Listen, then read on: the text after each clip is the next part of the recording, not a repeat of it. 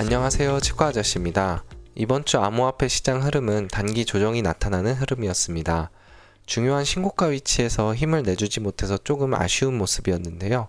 그 이유와 다음 주에는 어떤 지표들을 살펴보아야 할지 정리해 보겠습니다. 이번 주는 고용 지표가 발표되는 주간을 보낼 예정이며 몇 가지 경기 지표와 함께 파월 의장이 연설을 하는 날도 있는 만큼 지표에 관심을 기울여야 할 것으로 생각됩니다. 비트코인은 112K의 신고가를 달성한 이후 한 주간 조정 흐름이 나왔습니다. 아직 상승 추세가 꺾였다고 보기에는 어려워 보이지만 며칠 연이은 하락에 투자자들의 심리도 약화되었을 가능성이 존재해 보입니다. SEC의 바이낸스 소송 철회와 같은 굵직한 좋은 이슈가 있었음에도 신고가에서 단기 조정이 나타난 것은 조금 실망스러웠던 것이 사실입니다. 반대로 이슈를 통해 그만큼 시장 참여자들은 현재 통화정책, 즉 금리 인하에 따른 유동성 공급을 기대하고 있다는 것을 알 수 있는 대목이었습니다. 때문에 이번 주 고용지표에 대한 관심이 증대될 것으로 생각됩니다.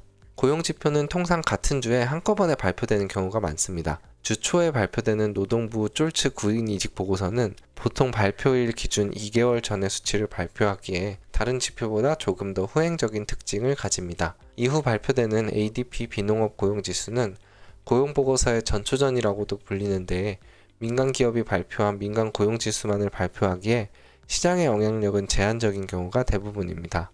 통상 고용주간 금요일에 발표되는 고용보고서가 결국 고용지표의 방향성을 결정하는 형태가 됩니다. 다음 주 고용지표의 발표 일시와 이전월 수치, 컨센서스 수치입니다. 가장 중요한 고용보고서의 컨센서스를 보면 이전치에 비해 임금 상승률은 조금 늘어나고 비농업 고용지수는 감소한 것으로 보입니다. 컨센서스만 보면 고용이 둔화된 것으로 판단할 수 있는 수치입니다. 물론 이는 컨센서스에 불과하기 때문에 실제치가 이전치보다는 낮지만 컨센서스를 상회해 준다면 고용이 양호하다고 판단하는 애매한 해석이 가능해질 수도 있습니다. 기본적으로는 이렇게 수치의 비교를 통해 지표의 호조와 둔화를 판단해 볼 수 있기 때문입니다. 또한 지난주에 말씀드렸듯이 현재의 지표 판단 셈법은 상당히 복잡한데 앞서서 말씀드렸듯이 시장은 지금 금리 인하를 기대하고 있고 금리 인하 결정권을 쥐인 연준은 데이터를 확인하고 후행적으로 움직이겠다고 하고 있습니다.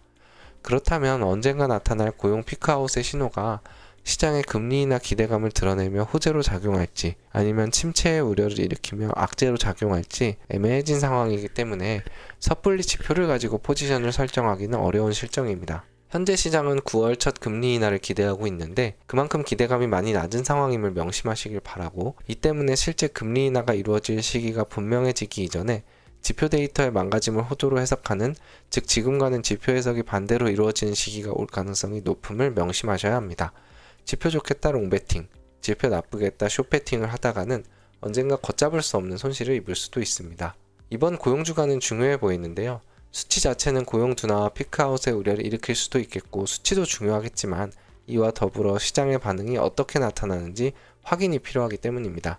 아직은 good is good으로 해석될 가능성이 더 높겠지만 앞서 설명드린 내용들을 기억하시고 지표 해석에 대한 시장의 입장이 피벗되는 상황을 주의하시기 바라겠습니다. 6월 첫째 주 매크로 브리핑 마치겠습니다. 감사합니다.